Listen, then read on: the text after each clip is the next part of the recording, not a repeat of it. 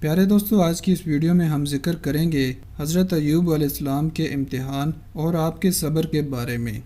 حضرت ایوب علیہ السلام حضرت اسحاق علیہ السلام کی اولاد میں سے ہیں اور ان کی والدہ حضرت لوط علیہ السلام کے خاندان سے ہیں۔ اللہ تعالیٰ نے آپ کو ہر طرح کی نعمتوں سے نوازا تھا، حسن و صورت بھی اور مال و اولاد کی کثرت بھی، بے شمار مویشی اور کھیت و باغ وغیرہ کے آپ مالک تھے۔ جب اللہ تعالیٰ نے آپ کو آزمائش میں ڈالا تو آپ کا مکان گر پڑا اور آپ کے تمام فرزندان اس کے نیچے دب کر مر گئے، اور تمام جانور جس میں سینکڑوں اونٹ اور ہزارہ بکریاں تھیں سب مر گئے، تمام کھیتیاں اور باغات بھی برباد ہو گئے۔ غرض یہ کہ آپ کے پاس کچھ بھی باقی نہ رہا۔ آپ کو جب ان چیزوں کے ہلاک و برباد ہونے کی خبر دی جاتی تھی تو آپ حمد الہی کرتے اور شکر بجا لاتے تھے اور فرماتے تھے کہ میرا کیا تھا اور کیا ہے، جس کا تھا اس نے لے لیا۔ جب تک اس نے مجھے دے رکھا تھا میرے پاس تھا، جب اس نے چاہا لے لیا۔ میں ہر حال میں اس کی رضا پر راضی ہوں۔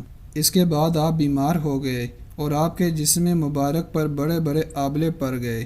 اس حال میں سب لوگوں نے آپ کو چھوڑ دیا، بس فقط آپ کی بیوی جن کا نام رحمت بنت افراہیم تھا، جو حضرت یوسف علیہ السلام کی پوتی تھی، آپ کی خدمت کرتی تھی۔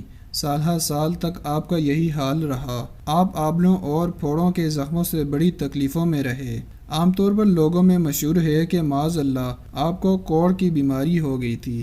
چنانچہ بعض غیر معتبر کتابوں میں آپ کے کوڑ کے بارے میں بہت سی غیر معتبر داستانیں بھی تحریر ہیں، مگر یاد رکھو کہ یہ سب باتیں بالکل غلط ہیں، اور ہرگز آپ یا کوئی نبی بھی کبھی کوڑ اور جذام کی بیماری میں مبتلا نہیں ہوا۔ اس لیے کہ یہ مسئلہ متفق ہے کہ انبیاء علیہ السلام کا تمام ان بیماریوں سے محفوظ رہنا ضروری ہے، کیونکہ انبیاء علیہ السلام کا یہ فرض منصبی ہے کہ وہ تبلیغ و ہدایت کرتے رہیں، تو ظاہر ہے کہ جب عوام ان کی بیماریوں سے نفرت کر کے ان سے دور بھاگیں گے تو بلا تبلیغ کا فریضہ کیوں کر ادا ہو سکے گا۔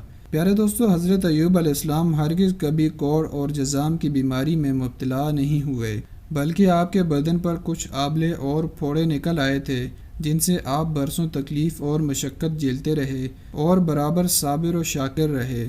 پیارے دوستو، آپ علیہ السلام نے بحکم الہی اپنے رب سے یوں دعا مانگی، جس کا ترجمہ کچھ یوں ہے: بے شک مجھے تکلیف پہنچی ہے اور تو سب رحم کرنے والوں سے بڑھ کر رحم کرنے والا ہے۔ جب آپ خدا کی آزمائش میں پورے اترے اور امتحان میں کامیاب ہو گئے تو آپ کی دعا مقبول ہوئی اور اللہ تعالیٰ نے حکم فرمایا کہ اے ایوب، اپنا پاؤں زمین پر مارو۔ آپ علیہ السلام نے زمین پر پاؤں مارا تو فوراً ایک چشمہ پھوٹ پڑا۔ حکم الہی ہوا کہ اس پانی سے غسل کرو۔ چنانچہ آپ نے غسل کیا تو آپ کے بدن کی تمام بیماریاں دور ہو گئیں۔